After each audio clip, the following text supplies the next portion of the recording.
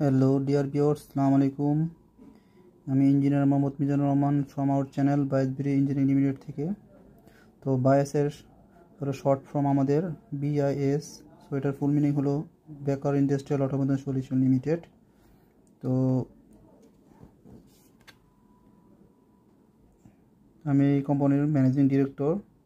তো আমরা authorise distributor of Nidec, Contronics and Emerson, previously Emerson এবং কেভি, ভারত বিজলি এবং Haiwell PLC Bangla, Haiwell PLC distributor, Haiwell PLC SMI এবং ইস্কাদা।